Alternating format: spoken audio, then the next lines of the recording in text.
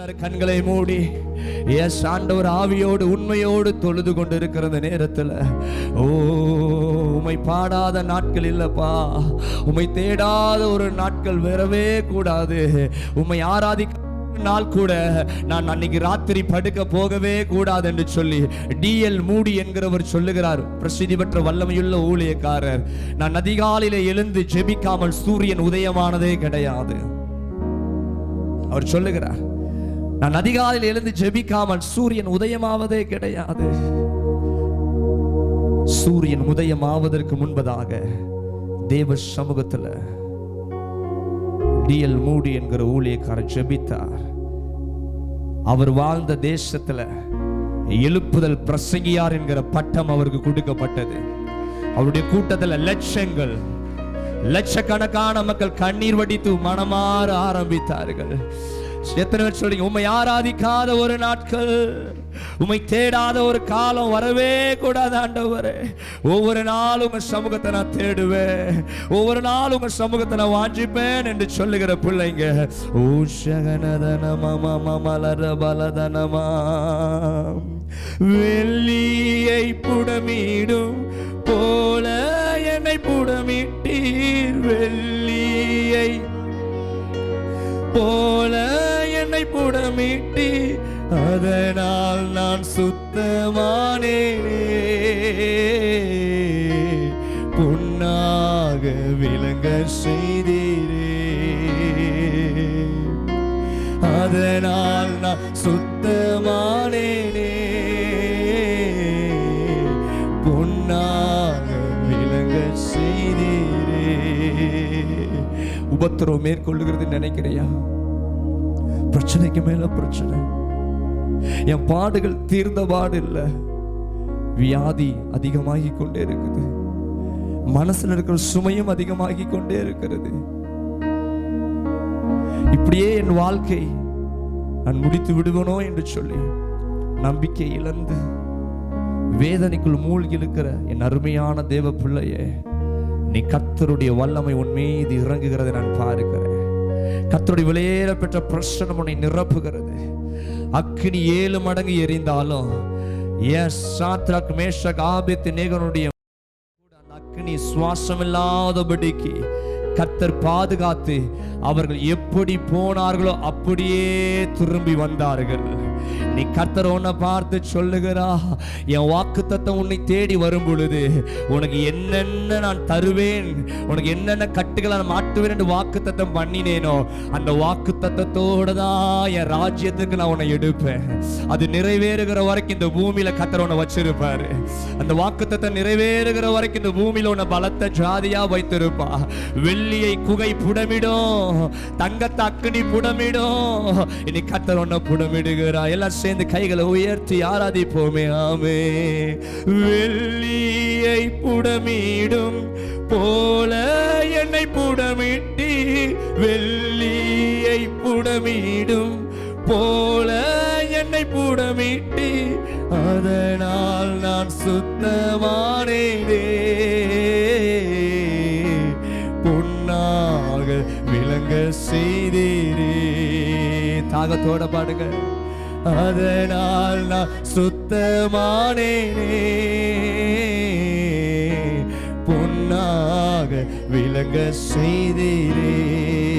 உணர்ந்து உம்மை பாடாத நாட்களும் இல்லை, உம்மை தேடாத நாட்களும் இல்லை, உம்மை பாடாத நாட்களும் இல்லை, உம்மை தேடாத இல்லை. என் அலைச்சல்களை எண்ணினி, என் அலைச்சல்களை எண்ணினி, கண்ணீரும் துருத்தியில் என் அலைச்சல்களை எண்ணினி, கண்ணீரும் துருத்தியில் வைத்து நன்மை தருபவரே, நம்புவே நான் எல்லா நாளிலும். நம்பிக்கையோட பாடுங்களேன். வைத்து நன்மை தருபவரே,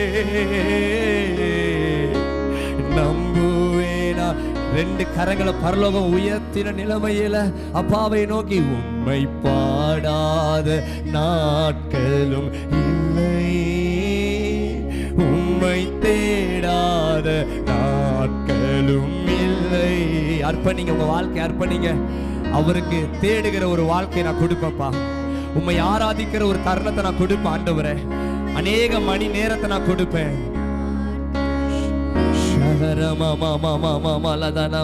இந்த வருஷத்தினுடைய முடிவு நாட்களுக்கு நேரம் நாம் கடந்து போய் கொண்டு இருக்கிறோம். இந்த நாட்களில் எத்தனை பேர் சொல்ல ஆயத்தமா இருக்கிறீங்க? இந்த வருஷத்தினுடைய முடிவு நாட்கள் என் ஜெபத்தோட நான் முடிப்பேன். ஒரே ஒரு வார்த்தை, ஜெபத்தோட முடிப்பேன். அநேக மணி நேரத்தோட நான் புதிய வருடத்துக்குள்ள நான் திரும்பி போகணும்னு ஆசைப்படுறேன். ஒருவேளை அநேக கடனோட நீ புதிய வருடத்துக்குள்ள நீ போகலாம். அநேக வேதனையோட, அநேக பரியாசத்தோட, அநேக அவமானத்தோட, அநேக கேள்விகளுக்கு பதில் கிடைக்காமல் நீ புதிய ஆண்டுக்குள்ள கடந்து போகலாம். ஆனா ஒன்னே ஒண்ணு மட்டும் சொல்லுங்க, அநேக மணி நேர ஜெபத்தோட நான் புதிய ஆண்டுக்குள்ள போக என்ன ஒப்பு கொடுக்கிறேன்.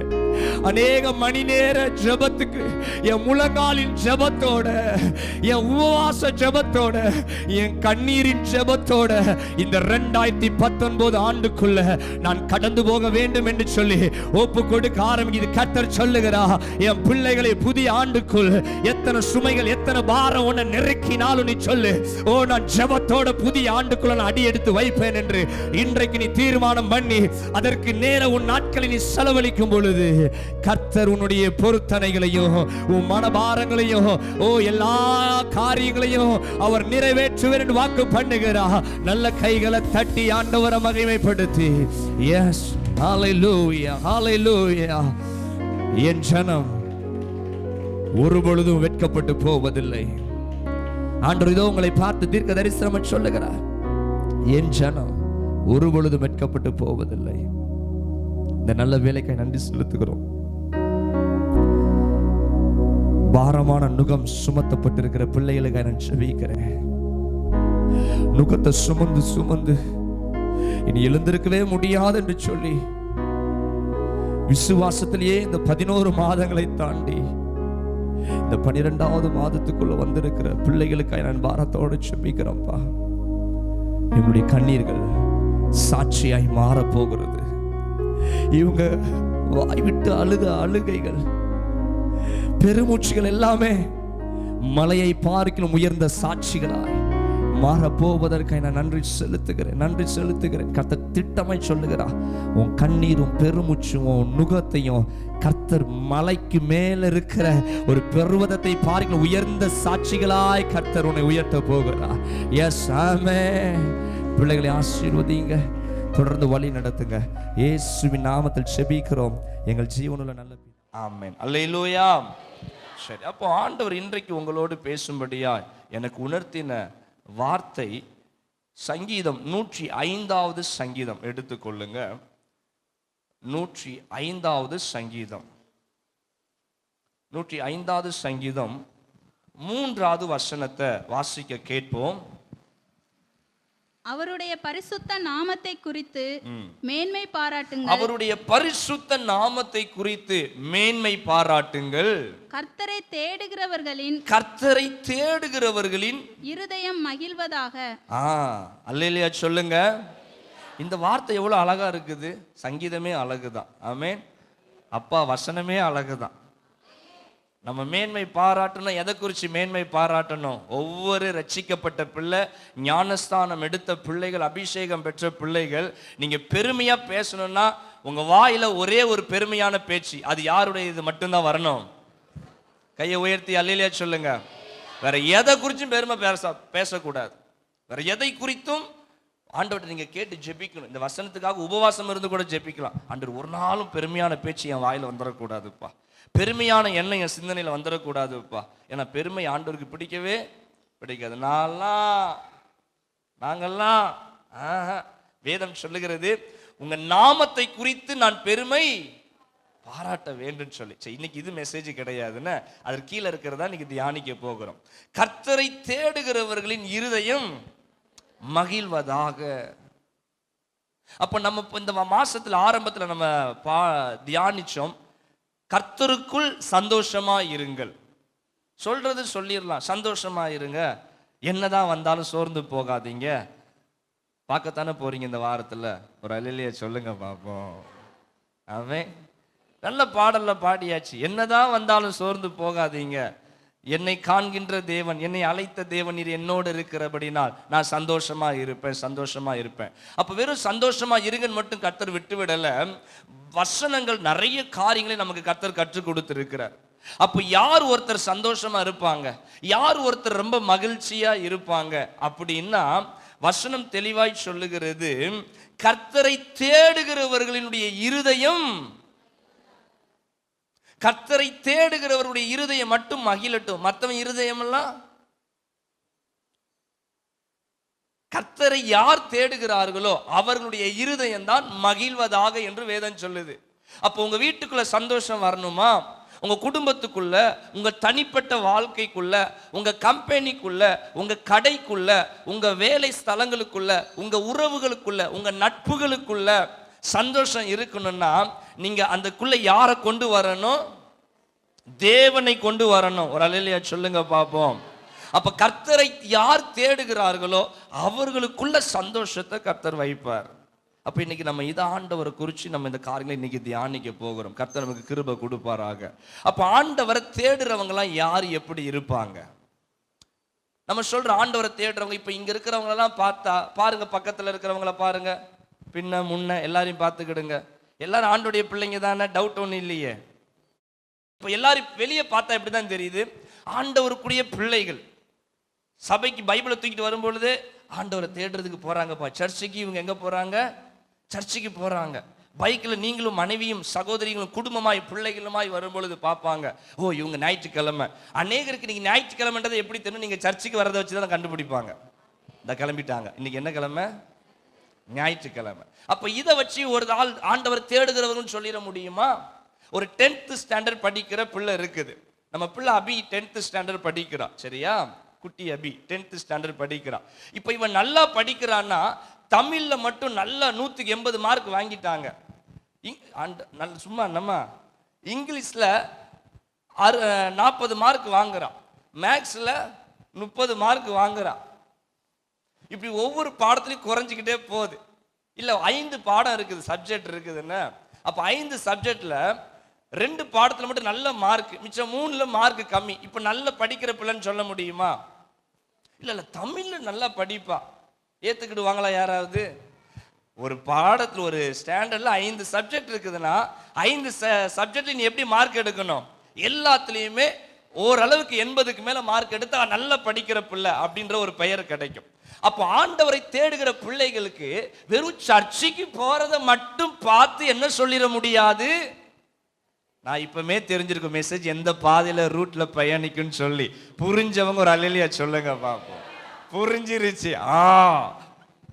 அப்ப வெறும் சர்ச்சுக்கு பைபிள் எடுத்துட்டு போறதை மட்டும் வச்சுட்டு இவங்க கர்த்தரை தேடுகிறவர்கள் சொல்லிட முடியாது. வெளியில இருந்து பார்ப்பாங்க, எப்பா நல்லா ஆராதிக்கிறாங்கப்பா, அந்த ஆராதிக்கிற சத்தத்தை மட்டும் வெளியில உட்கார்ந்து ஒருத்தன் கேட்டுட்டு இவங்க ஆண்டவரை தேடுகிறவர்கள் சொல்லிட முடியாது. அல்லேலூயா, ஆமென். அப்போ ஆண்டவரை தேடுகிறவங்களுடைய அவங்கள பார்த்தா எப்படி கண்டுபிடிக்கலாம்? நீங்களே உங்க டைரியில மார்க் போட்டுக்கிடணும். என்ன, யாருக்கிட்டையும் காட்டக்கூடாது. ஒவ்வொரு பாயிண்ட் பேச பேச பாஸ்னா டிக் போடுங்க, இதுல நான் ஃபெயில்னா இன்ட்டு போட்டுக்கிடுங்க, மனசுக்குள்ள போட்டுக்கிடுங்க. என்ன, அதை லாஸ்ட்ல கூட்டி கழிச்சு பாருங்க, எத்தனை பாயிண்ட்ல நான் டிக் போட்டிருக்கிறேன், சரின்னு வந்திருக்குது, எத்தனை பாயிண்ட்ல இன்ட்டு வந்திருக்குது. அப்ப நீங்க பாஸா ஃபெயிலா சர்ச்சை விட்டு போகிறதுக்கு முன்னாடி ஒரு தீர்மானம் பண்ணிட்டு போனோம், கண்டுபிடிச்சிட்டு போனோம். நான் கர்த்தரை தேடுகிறவர்கள் தானா, அது இன்னைக்கு நம்ம பார்க்க போறோம். பைபிளை எடுத்துட்டு வரதுனாலயோ சர்ச்சுக்கு வரதுனாலயோ நம்ம ஆண்டவரை தேடுகிறவர்கள் என்று சொல்லிவிட முடியாது. ஆமென். நமக்கு பேர் என் பேர் ஜான் சாமுவேல் ராஜின் வச்சதுனால நான் ஒரு கிறிஸ்தவருடைய குடும்பத்தில் பிறந்தவன் சொல்லி ஒரு முத்து பேச்சு அறிஞ்சுக்கிடுவாங்க. புரியுதா இல்லையா? ஒரு அகபத் அமீர் அறிந்து கொள்வான், என் பேரை பார்த்தாலும் இவன் கிறிஸ்தவன் அறிந்து கொள்வான். ஆனா பேர் எங்க கூட்டிட்டு போயிடாது, பரலோகம் போயிடாது. ஆமென். அப்ப பெயரோ ஒரு கிறிஸ்துவ குடும்பத்துல நான் பிறந்து இருக்கிறதுனாலயோ நான் ஆண்டவரை தேடுகிற லிஸ்ட்ல வந்துட முடியாது. அது என்ன பண்ணுனா ஆண்டவரை தேடுறவன் பண்ணாங்கலாம் அப்படின்றதான் இன்னைக்கு நம்ம பார்க்க போறோம். புரிஞ்சவங்க சத்தமா ஒரு ஆமென் சொல்லி ஆண்டவர் நன்றி சொல்லுங்க பாப்போம். அல்லேலூயா, அல்லேலூயா. அப்ப முதலாவது காரியத்துல நம்ம பார்க்க போறோம் ஆண்டவரை தேடுறவங்களுடைய குணாதிசயங்கள். அவங்கள இப்படி இருக்கிற குணாதிசயம் அதை நம்ம பார்க்க போறோம். ஃபர்ஸ்ட் நீங்க எழுதி கொள்ளுங்க, தனிப்பட்ட வாழ்வில் கர்த்தரை தேடுவாங்க. அவங்க தனிப்பட்ட வாழ்க்கையில் அவங்க ஆண்டவரை என்ன பண்ணுவாங்க? தேடுவாங்க. எழுதி கொள்ளுங்க, தனிப்பட்ட வாழ்க்கையில் அவங்க கர்த்தரை தேடுவாங்க. எப்படி தனிப்பட்ட வாழ்க்கையில கர்த்தரை தேடுவாங்க?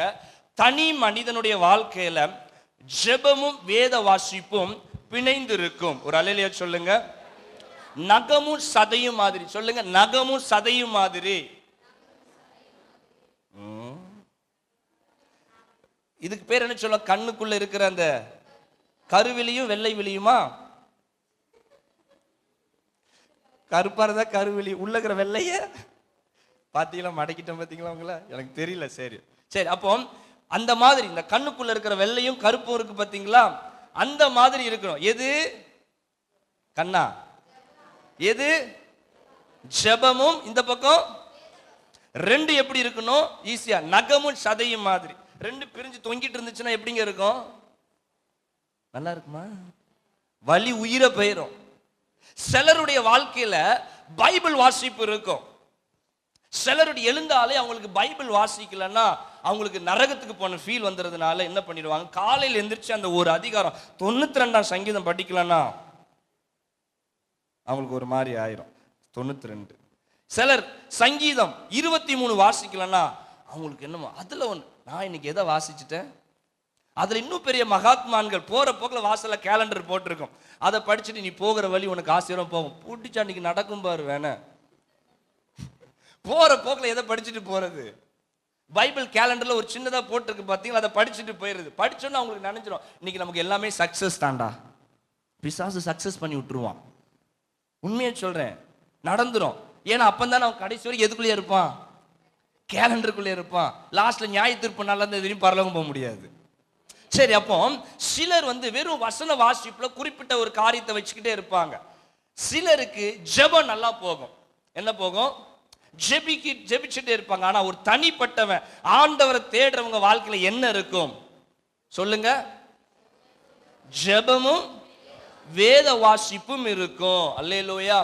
வேத வாசிப்பு எப்படி இருக்கும்? நான் சொன்ன மாதிரி தனக்குன்னு ஒரு அதிகாரத்தை பிடிச்சு வச்சுட்டு இல்ல, இன்னைக்கு 2 அதிகாரமாவது படிச்சிடணும், இன்னைக்கு ஒரு அதிகாரமாவது படிச்சிடணும்னு சொல்லிட்டு காலையில எந்திரிச்சிட்டு ஊத்த வாயோட உட்கார்ந்துக்கிட்டு கர்த்தரை துதித்தவர் நாமத்தை பிரஸ்தாபமாக்க ஆகையால் அவர்களை நாசம் பண்ணுவேன். எப்பா வசனம் பார், உண்மையாவே ஆகையால் அவர்களை நாசம் பண்ணுவேன். சங்கீதம் 106:23 ஆகையால் அவர்களை நாசம் பண்ணுவேன். அப்போ நீங்க எடுத்த உடனே ஒரு அதிகாரத்தை இப்படி படிச்சுட்டு அப்பாட பைபிளை முடிச்சுட்டு சொல்லிட்டு நீங்க வேகமா போறது ஆண்டவரை தேடுறது இல்ல. ஆமென். பிள்ளைன்னு ஒண்ணு பிறந்தா அதுக்கு முத்தம் கொடுக்க மட்டும் தெரிஞ்சிருக்க கூடாது, கக்கா போன கழுவ தெரிஞ்சிருக்கணும். ஒரு அல்லேலூயா சொல்லுங்க பாப்போம். அல்லேலூயா. உண்மையா இல்லையா? உண்மை இங்க கேட்கணும் ஃபர்ஸ்ட். அது உண்மையா இல்லையா? ஆமா.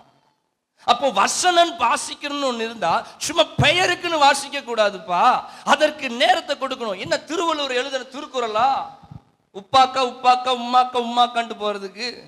பரிசுத்தம் உள்ள தகப்பன், மகத்துவம் உள்ள ராஜா நமக்கு எழுதி கொடுத்திருக்கிற வார்த்தை. அப்ப அது கனத்தோட உட்கார்ந்து என்ன ஆண்டவர் சொல்லி இருக்கிறாரு, இது எனக்கு இன்னைக்கு என்ன வார்த்தை எனக்கு கொடுக்க போறாரு அப்படி என்று சொல்லி உட்கார்ந்து பொறுமையாய் அதை படிப்பதற்கு முன்பதாக ஒரு ஸ்தோத்திரம் பண்ணி ஒரு ஜெபம் பண்ணி, ஆண்டவரே என்னோட பேசும் ஐயா, இந்த வசனத்திற்காக நான் நன்றி சொல்லுறேன். கருத்தாய் வேதத்தை நீங்க என்ன பண்ணணும்? வாசிக்கணும். சின்ன வயசுல என் டீச்சர் என்கிட்ட வாய்ப்பாடு கேட்பாங்க. ஸ்லோவா சொன்னா மறந்துட்டதுன்னா அடிச்சு போவேன். 1 2 2 2 2 4 3 2 6 4 2 8 ஏன்னா நிப்பாட்டிட்டு மறந்துடும். ஞாபகம் இருக்கா? அப்படியே போய்கிட்டே இருப்போம். டியூஷன் டீச்சர் கேட்பாங்க, படிச்சதை சொல்லு, கட கட கட கடன்னு சொல்றது. ஊடையில கேட்டாங்கன்னா திருப்பி ஃபர்ஸ்ட்ல இருந்தே வரும். நான் முதல்ல இருந்தே சொல்றேன் டீச்சர், மறுபடியும் ஃபர்ஸ்ட்ல இருந்தே வர்றது. அப்ப அப்படி இல்ல, பொறுமையா உட்கார்ந்து வசனத்தை வாசிச்சு இன்னைக்கு ஆண்டவர் என்ன சொல்றாரு. இன்னைக்கு சங்கீதம் வாசிச்சோமே, 120 சங்கீதம். அதுல உங்களுக்கு என்ன வார்த்தை தொட்டுச்சு? எனக்கு ஒரு வார்த்தை தொட்டுச்சு. கபட நாவே உனக்கு என்ன கிடைக்கும், உனக்கு என்ன செய்யப்படும். அப்ப ஆண்டவர் சொல்ற, உன் வாய் கபடுத்தனமா பேசுதா, இல்லாததையும் பொல்லாததையும் உன் வாய் பேசுனா, ஆண்டவர் சொல்றாரு உனக்கு என்ன கிடைக்க போகுது, அதுல ஒண்ணும் கிடைக்க போறது இல்ல. அப்போ சும்மா ஒரு சங்கீத பகுதியை படிச்சோன்னு என் கண்களுக்கு அது பிடிக்குது. பொய் உதடுகளும் கபட நாவும் என் ஆத்துமா என்னது, என் ஆத்துமாவை தப்புவியும். இந்த நாவுக்கு என்ன தப்புவியும். அப்போ நீங்க ஒவ்வொரு நாள் வசனத்தை வாசிக்கும் பொழுது கருத்தா வாசிக்கிறீங்களா, டிக் போட்டுக்கிடுங்க. நான் கர்த்தா தான் பாஸ்டர் வாசிக்கிறேன்னா டிக் போட்டுக்கிடுங்க. கர்த்தர் பாப்பார், கரெக்ஷன் பண்றவர் அவர் உங்களுக்கு. இல்லையே அப்படின்னா அதுல என்ன போட்டுக்கிடணும், கர்த்தரை தேடுகிறவருடைய ஆரம்ப ஸ்டெப்பை தான் நம்ம பார்த்துருக்கிறோம். இன்னும் நிறைய ஆழத்துக்குள்ள போறோம். ஒரு அல்லேலூயா சொல்லுங்க. அப்போ ரெண்டாவது ஜெபத்துக்குள்ள வரோம். வேதமும் ஜெபமும் இணைஞ்சிருக்கணும். அப்ப ஆண்டவரை தேடுகிறவருடைய ஜெபம் எப்படி இருக்கும்? அந்த ஜெபத்துல தேவ சன்னிதானத்துல முழங்கால் படியிட தோணும்.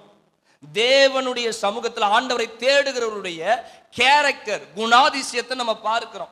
ஒரு மனுஷன் ஆண்டவரை தேடுறான் பாஸ்டர், அவன் பேர் கிறிஸ்தவன் பேர், இதை வச்சு நான் நம்ப மாட்டேன். அவன் வாழ்க்கை எப்படி இருக்கும்? தேவ சன்னிதானத்துல அவன் முழங்கால்கள் முடங்கும். வேதம் சொல்லுகிறது, நாவுகள் யாவும் அறிக்கை பண்ணும், முழங்கால்கள் முடங்கும் என்று பைபிள் சொல்லுது. ஒரு அல்லேலூயா. டாக்டர் சொல்லிட்டாங்க முட்டி போடக்கூடாதுன்ட்டு. அவர் சொன்ன வருஷம் எப்போ? அதுக்கு முன்னாடி உன் கால் என்ன பண்ணிச்சு? போடல. அதான் ஆண்டவர் பார்த்தார், நீ போடவே போடாத. அல்லேலூயா. அப்போ ஒரு மனுஷன் தேவனை தேடுகிற ஜெபம் எப்படி இருக்கும்? அவன் முழங்கால் முடங்கும். முடங்கின பிறகு ஆண்டவரை நோக்கி பார்த்து அவன் ஜெபிக்க ஆரம்பிப்பான். எப்படி ஜெபிக்கான்? போன உடனே எனக்கு அது தேவை, இது தேவை, இது தேவை, அது தேவை. அவன் ஜெபத்துல துதி இருக்கும். இது ஒவ்வொரு பாயிண்டையுமே நான் 1 மணி நேரம் பேசலாம். ஆனா நிறைய காரியம் இருக்கிறதுனால இதெல்லாம் நான் ஏற்கனவே பல முறை பவுல் சொன்னதை போல பிலிப்பியருக்கு நான் சொன்னவைகளையே சொல்லுகிறேன், அதனாலும் இது புரோஜனமா இருக்கும்னு சொன்ன மாதிரி ஏற்கனவே பேசினதுல தான் நான் டக்கு டக்குன்னு சொல்லிட்டு போறேன். அல்லேலூயா. அப்ப அவன் ஜெபத்துல எப்படி இருக்கும்? துதி இருக்கும். ஆண்டவர்கிட்ட துதி தான் இருக்கும் அவன் ஜெபத்துல. எவ்வளவு நேரம் பாஸ்டர் துதி இருக்கும்? எந்த அளவுக்கு உன் மனசு நல்லா இருக்குது அந்த அளவுக்கு துதி இருக்கும். எந்த அளவுக்கு ஆண்டவரை நீ புரிந்து வச்சிருக்கிறீ அந்த அளவுக்கு உன் துதி போகும். பாஸ்டர் என்ன சொல்றீங்க, என் ஜெபத்துல துதியே இல்லையே, அப்ப நீ ஆண்டவரை தேடவே இல்லையே. துதி இருக்கணும்பா. ஸ்தோத்திரத்தோட கூடிய விண்ணப்பத்தை தான் ஆண்டவர் கேட்கிறார். உங்க விண்ணப்பம்ல ஆண்டவருக்கு பெரிய விஷயம் கிடையாது. நாவிலிருந்து சொல் பிறப்பதற்கு முன்பதாகவே உனக்கு என்ன தேவை என்பதை அவர் அறிந்திருக்கிறார். கை உயர்த்தி ஒரு அல்லேலூயா சொல்லுங்க. அப்போ உன் முழங்கால் ஜெபத்துல துதி இருக்கணும். ஆண்டவரை போற்றுகிற துதி இருக்குதா? ஆராதனை இருக்கணும். உன் ஜெபத்துல என்ன இருக்கணும்? ஆராதனை என்ன? அவரை பாடி புகழுகிறது ஆராதனை. இதெல்லாம் பாஸ்டர் எந்த ஜெபத்தை சொல்றீங்க? தினந்தோறும் உள்ள ஜெபத்தை சொல்லிக்கிட்டு இருக்கிற. போட்டுக்கு ஒரு டிக்க போட்டுருவ. தினந்தோறும் நான் உள்ள வேத வாசிப்பையும் தினந்தோறும் உள்ள ஜெபத்தையும் நான் சொல்றேன். தேவ சமூகத்துல உன் ஆராதனையினுடைய ஜெபம் எப்படி இருக்குது? ஆண்டோட டைம் ஸ்பெண்ட் பண்றோமா? அதுக்கப்புறம் தான் எது போகணும்? எது? தேவ சமூக அனுதினமும் நம்முடைய காரியங்களை பார்க்கணும். இன்னைக்கு என்கிட்ட என்ன பழுது இருக்குது, இன்னைக்கு நான் எதுல நான் மீறினேன், இன்னைக்கு எதுல என்கிட்ட குற்றங்கள் குறைவுகள் இருக்குது, ஆண்டவரே என்னை தயவாய் மன்னிங்கப்பா, என்கிட்ட இந்த பழுது இருக்குப்பா, என்கிட்ட இந்த குறைவுகள் இருக்குப்பா. யோபு தன் பிள்ளைகள் நினைவுகளினால் ஏதாவது செய்திருப்பார்களோ என்று சொல்லி பலி செலுத்தினார். ஆமென் சொல்லுங்க. அப்ப அடுத்தது அதுக்கப்புறம் தான் நம்ம விண்ணப்பம், நம்ம பிடிச்சது பிடிக்காதெல்லாம் ஆண்டோட்ட பகிர்ந்து கொள்ளணும். இப்ப இப்படி வேதம் வாசித்து இப்படி ஜெபிக்கணும்னா எவ்வளவு நேரங்க ஆகும் சொல்லுங்க? எவ்வளவு நேரம் எடுக்கும்? ஒரு 10 நிமிஷம் ஆகுமா? எவ்வளவுமா? குறைஞ்சது எவ்வளவு நேரம் ஆகும்? அதுக்கு தான் இயேசு கற்றுக் கொடுத்தார். 1 மணி நேரமாவது, 1 மணி நேரமாவது நீ விழித்திருந்து ஜெபி. ஒரு ஆவரேஜா ஒரு ஸ்டார்டிங்கா நீ பண்றது எப்படி இருக்கும்? தேவ சமூகத்துல வசனத்தை வாசித்து ஜெபிக்கும் பொழுது 1 மணி நேரமாவது நமக்கு செலவு பண்ணணுங்க. ஆண்டவர் நமக்கு 24 மணி நேரத்தை கொடுக்கிறார். அந்த 1 மணி நேரத்தை ஆண்டவருக்கு கொடுக்க முடியுமா? இது யாருக்கு பத்தி நான் சொல்லிக்கிட்டு இருக்கிறேன்? 9 வரங்கள் பெற்றுக் கொள்ளுகிறவர்களுக்கு எது தேவைன்னு நான் பிரசங்கம் பண்ணல. நடந்து போகும்போது நிழல் பட்டு சுகமாகும் அவர்கள் என்ன பண்ண வேண்டும் என்று பிரசங்கம் பண்ணல. கர்த்தரை தேடுகிறவர்கள் எப்படி இருப்பாங்கன்னு பிரசங்கம் பண்ணிக்கிட்டு இருக்கு. புரிஞ்சவங்க கையை உயர்த்தி அல்லேலூயா, அல்லேலூயா. இப்ப இதுல எத்தனை பேர் இன்ட்டு போட்டிருக்கீங்க, டிக் போட்டிருக்கிறீங்க?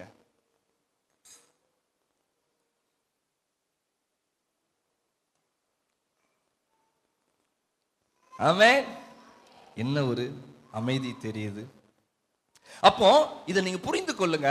ஆண்டவரை தேடுகிற பிள்ளையுடைய வாழ்க்கையில் எது இருக்கணும்? கண்டிப்பா முதல் வேதமும் ஜெபமும் இருக்கணும். இப்படி நம்ம இருக்கும் பொழுதுதான் ஆண்டவரை தேடுற லிஸ்ட்ல யார் வருவோம்? ஏன்னா இன்னைக்கு உலகத்தார் சொல்றாங்க. ஏன் உலகத்தார் நம்மளே சொல்றோம் ஆண்டவரை தேடுறேன் பாஸ்டர், ஆனா ஏன் எனக்கு ஒண்ணு நடக்கல? ஆண்டவரை தேடுறேன் பாஸ்டர், ஏன் எனக்கு அற்புதம் நடக்கல? ஆண்டவரை தேடுறேன், ஏன் எனக்கு ஆண்டவர் பேசவே மாட்டேங்கிறாரு? இப்படிப்பட்டவங்களுக்கு இந்த பிரசங்கத்தை சொல்லி கொடுக்கணும். வா, என்ன படிச்ச, என்ன ஜெபம் பண்ண, வா காட்டித்தா. வாரத்துக்கு 7 நாள், இத்தனை மாசம் வந்தல, என்னென்ன படிச்சிருக்கிற, என்னென்ன புரிஞ்சுக்க சொல்லித்தா அப்படின்னு கேட்கணும். நான் தேடுனேன், என்ன தேடுனேன்? இங்க வா, வா, என்ன படிச்ச நீ சொல்லு. சொல்லணும் சொல்லக்கூடாதா? அல்லேலூயா சொல்லுங்க பாப்போம். எத்தனை பேருக்கு இது புரியுது? அப்ப கர்த்தரை தேடுகிற பிள்ளைகளுக்கு முதலாவது வேதமும் ஜெபமும் ரொம்ப ரொம்ப ரொம்ப முக்கியமா இருக்கணும். கைகளை தட்டி அப்பாவை மகிமைப்படுத்துங்க பாப்போம். அல்லேலூயா.